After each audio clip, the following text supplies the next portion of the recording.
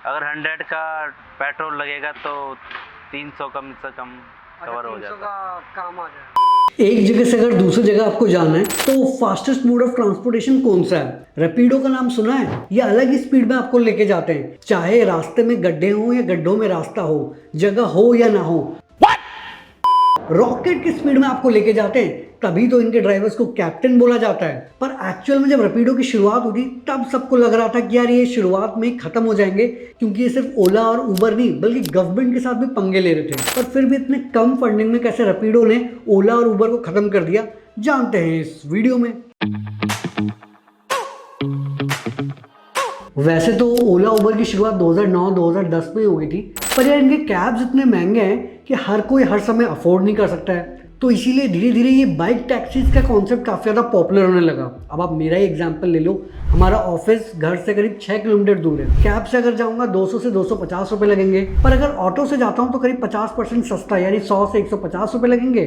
और बाइक से जाता हूँ तो और 50% सस्ता, यानी 50 से 60 रुपये लगते हैं। तो इसीलिए मैं ये बाइक टैक्सीज प्रेफर करता हूँ। और क्योंकि रैपिडो की सर्विसेज अच्छी है यहाँ पर, उसका वेट टाइम भी यूजुअली सबसे कम होता है। ऊपर से मैंने इनका पावर पास का सब्सक्रिप्शन भी ले रखा है, जिसमें मुझे हर राइड पे 20 से 30% का डिस्काउंट मिलता है। अब रैपिडो की शुरुआत तो 2015 में हुई थी, पर जब धीरे धीरे कॉन्सेप्ट पॉपुलर होने लगा तो 2015 से लेकर 2017 के बीच में 20 से 30 स्टार्टअप ने इस फील्ड में एंट्री ली।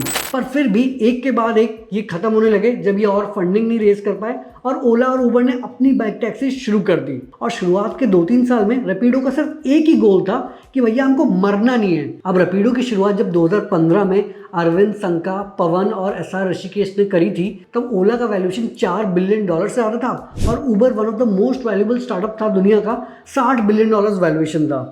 अब उस टाइम में ओला और उबर को भी बाइक टैक्सीज का पोटेंशियल समझ आ गया, तो उन्होंने भी अपने ऐप में बाइक टैक्सी बुक करने का ऑप्शन डाल दिया। तो इससे इनकी तो बहुत ज़्यादा ग्रोथ हुई, पर सारे बाइक टैक्सी कंपनीज एक के बाद एक डूबने लग गए। पर फिर भी रैपिडो ने अपने आप को सस्टेन किया। कैसे? तो ओवरऑल अगर आप देखेंगे दुनिया भर में ये जो कैब वाला मार्केट है, मैक्सिमम हर जगह 2 कॉम्पिटिटर्स हैं। इंडिया में भी पहले टैक्सी फॉर श्योर था, उसको 2015 में ओला ने एक्वायर कर लिया। तो जब रैपिडो मार्केट में आया, दो इंडियन मार्केट काफ़ी बड़ा था, बट ओला और उबर किसी को मौका ही नहीं दे रहे थे मार्केट के अंदर घुसने का। बहुत जगह है, बहुत जगह है, अरे बहुत जगह है, बोलने बहुत जगह है। पर यहाँ पे रैपिडो ने पहले 3 साल सिर्फ 4 सिटीज हैदराबाद, बैंगलोर, मैसूर और गुरुग्राम में फोकस किया।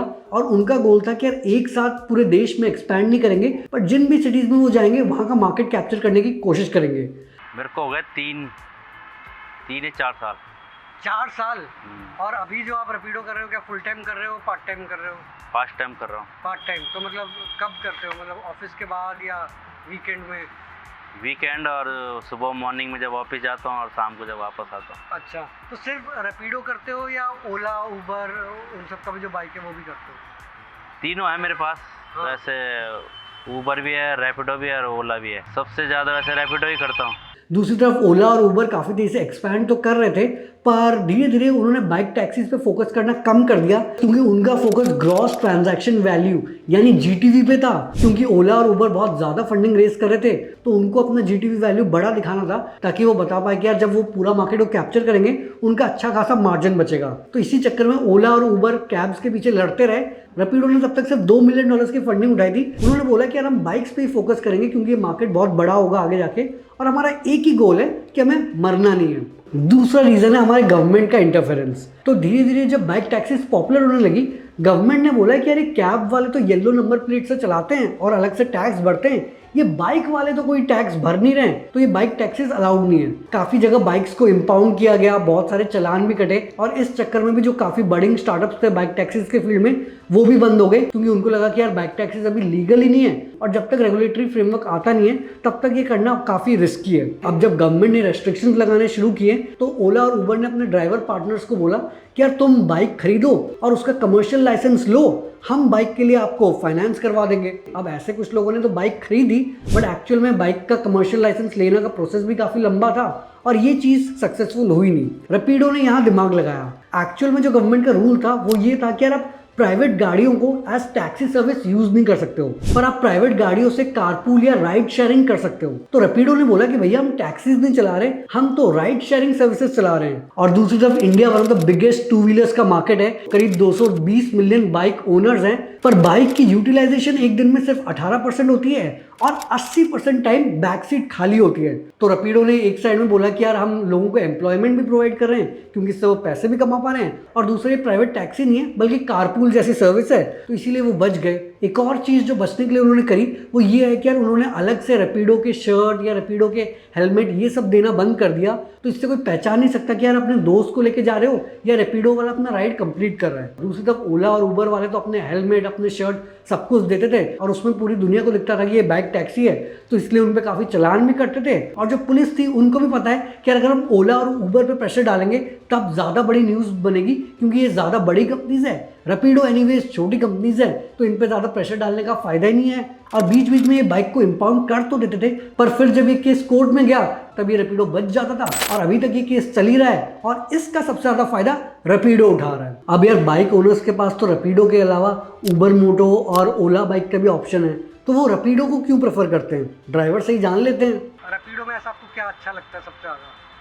रैपिडो में लोकेशन दिखा देता है, प्लस इंसेंटिव देता है। अच्छा, और इंसेंटिव मतलब कैसे देता है, कितने देता है? अगर 7 बजे निकलूँ घर से हाँ। और 10 बजे तक करूँ तो 7 से 3 घंटे में 400-500 की राइड हो जाती है। अगर 100 का पेट्रोल लगेगा तो 300 कम से कम कवर हो 300 जाता का काम आ जाए। ओला और उबर में ऐसा क्या नहीं है कि आप ज़्यादा आप रैपिडो करते हो, क्योंकि ओला और उबर तो ज़्यादा बड़ी। है। ओला में तो लोकेशन शो नहीं करता है ना, ड्रॉप लोकेशन शो ही नहीं करता है। वो अच्छा। कभी गाजियाबाद की दे देगा, हाँ।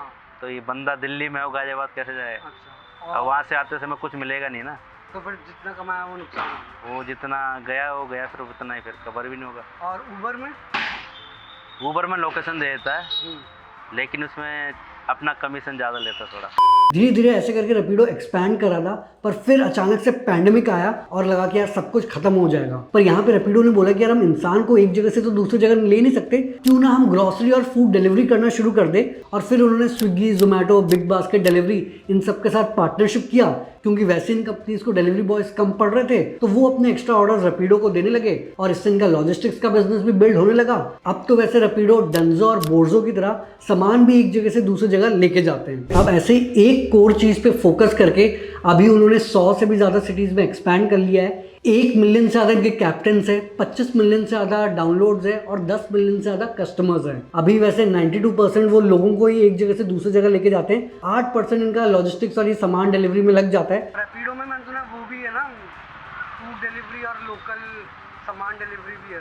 फूड डिलीवरी की भी है उसमें, पर लेकिन मैंने किया नहीं हुआ। अच्छा, आपको यही पसंद है? हाँ, मैं यही करता हूँ। और फूड डिलीवरी में दिक्कत होती है, वेटिंग करो, ऊपर जाओ, फिर बाइक नीचे खड़ी करो, फिर मोबाइल हटाओ। अच्छा, पर धीरे धीरे ये लॉजिस्टिक्स वाला सेगमेंट भी काफी तेजी से बढ़ रहा है। रिसेंटली उन्होंने $180 मिलियन की फंडिंग भी रेज करी है, $830 मिलियन के वैल्यूएशन में, जिसमें स्विगी ने भी इन्वेस्ट किया है। और अब तो लग रहा है कि यार अगले राउंड में वो यूनिकॉर्न बन जाएंगे। पर ऐसा नहीं है कि यार सब कुछ ही बढ़िया चल रहा है, क्योंकि अभी यूनिकॉर्न बनने वाले हैं, तो इनको भी इन्वेस्टर्स पूछ रहे हैं, जो उन्होंने ओला और उबर को पूछा था कि यार अपना जीटीवी बढ़ाओ, तभी तो जो कमीशन चार्ज करोगे उससे कंपनी प्रॉफिटेबल हो पाएगी। और सिर्फ बाइक टैक्सीज जिसमें 50 से 100 रुपये किराया होता है, उसमें एनीवेज कमीशन बहुत ज़्यादा कम होता है। 100 रुपये की राइड में रैपिडो आपसे कितना कमीशन लेता है? आपको अगर 100 रुपये मैंने दिए, 100 में से होगा तो या तो 20 करीबन काटेगा, या तो फिर ऐसे ही काटता, ज़्यादा नहीं काटता। और उबर में 100 रुपये की राइड मिली तो वो 30 भी लेता कई बार चार्ज। तो इसीलिए रैपिडो अभी ऑटोज में भी एक्सपैंड कर रहा है, और उनका कहना है कि जिस स्पीड में वो अपने बाइक टैक्सीज एक्सपैंड कर रहे थे, उसके डबल से भी ज़्यादा स्पीड में अपने ऑटो बुकिंग सर्विसेज को एक्सपैंड कर रहे हैं। पर दिक्कत ये होती है कि रैपिडो का ब्रांड अभी सिर्फ बाइक टैक्सीज के नाम पे बना हुआ है, तो कस्टमर्स मोस्टली इसको बाइक बुक करने के लिए यूज़ करते हैं। और एक और चीज़ मैंने देखी है कि रैपिडो कुछ जगहों पर बहुत बढ़िया काम करता है, बहुत कम वेट टाइम होता है और चार्जेस भी काफ़ी रीजनेबल होते हैं, पर दूसरी जगहों पे वेट टाइम भी बहुत ज़्यादा होता है और इनके प्राइस भी बहुत ज़्यादा ऊपर नीचे होते हैं। मतलब कभी कभी वही सेम 6 किलोमीटर के डिस्टेंस के लिए वो मेरे से 35 रुपये लेता है, तो कभी कभी 50 रुपये लेता है। रैपिडो में ये है कि जो हम रूट लोकेशन डालते हैं ना, हाँ। उस लोकेशन पर नहीं देता है। अच्छा, जहाँ पे आपको जाने का मन है। हाँ। अच्छा। लेकिन उबर में एक खासियत है कि उबर लोकेशन दे देता है। अच्छा। यानी कि आपको गुड़गांव जाना है तो गिटोरनी का देगा, गिटोरनी के बाद आपको दिल्ली गुड़गांव पहुँचा देगा। मतलब रैपिडो ऐसा नहीं करता। रैपिडो लोकेशन के बाद बहुत कम चांस देता है, कोई मिल गई तो देगा, नहीं तो ये 2-3 दिक्कतें हैं। अभी वैसे ये ऑटो मार्केट को कैप्चर कर पाएंगे कि नहीं वो तो यार वक्त ही बताएगा, क्योंकि उसमें ओला और उबर का काफ़ी अच्छा खासा मार्केट शेयर है। पर इस केस स्टडी से हमें 2-3 चीज़ें सीखने को मिलती है। पहली बात ये कि यार फोकस करना बहुत ज़रूरी है। मतलब जब दूसरी कंपनीज ने मल्टीपल चीज़ों पे फोकस किया, जैसे बाइक्स, ऑटो, कैब्स, रैपिडो ने हमेशा बाइक्स पे ही फोकस किया, क्योंकि उनको पता था कि यार इसका पोटेंशियल आगे के बहुत बड़ा होगा। दूसरा चीज़ है कभी हार नहीं मानना। तो इससे पहले रैपिडो के फाउंडर्स ने द कैरियर नाम का last mile truck aggregation platform शुरू किया था, जो कि सक्सेसफुल नहीं हुआ। उसके बाद उन्होंने डिसाइड किया कि यार वो कुछ बड़ा करेंगे, और फिर जब उन्होंने रैपिडो की शुरुआत करी, उन्होंने उसके बाद बिल्कुल भी हार नहीं मानी। चाहे उनको उबर और ओला से बहुत ज़्यादा कॉम्पिटिशन मिला, गवर्नमेंट ने भी शुरुआत में उनके बाइक्स को काफ़ी इंपाउंड किए, इन्वेस्टर्स ने भी उनको काफ़ी रिजेक्ट किया, बट फिर भी उन्होंने कभी क्विट नहीं किया। और तभी आप देखेंगे जब आप बाइक टैक्सीज के बारे में सोचते हैं, आपके दिमाग में सिर्फ रैपिडो आता है। और अब रैपिडो काफ़ी अच्छे से ग्रो तो कर रहा है, बट देखना पड़ेगा कि रैपिडो और कौन कौन सी फील्ड में एक्सपैंड करता है और एक्चुअल में प्रॉफिटेबल हो पाता है कि नहीं, क्योंकि प्रॉफिटेबिलिटी के मामले में उबर और ओला की भी लंका लगी है। तो ये इनका भी मेजर चैलेंज होने वाला है। वैसे आप ओला प्रेफर करते हैं या रैपिडो या उबर? कमेंट्स में अपने ओपिनियंस बताना। केस स्टडी पसंद आया तो अपने सारे दोस्तों के साथ व्हाट्सएप, फेसबुक, इंस्टाग्राम हर जगह शेयर कर देना। चैनल को पक्का सब्सक्राइब करके घंटा भी दबा देना। आगे हम ऐसे ही स्टार्टअप, बिजनेस, मोटिवेशन और एंटरप्रेन्योरशिप के लिए बातें करेंगे। तो जल्द ही मिलते एक नई और जानकारीपूर्ण वीडियो के साथ। धन्यवाद।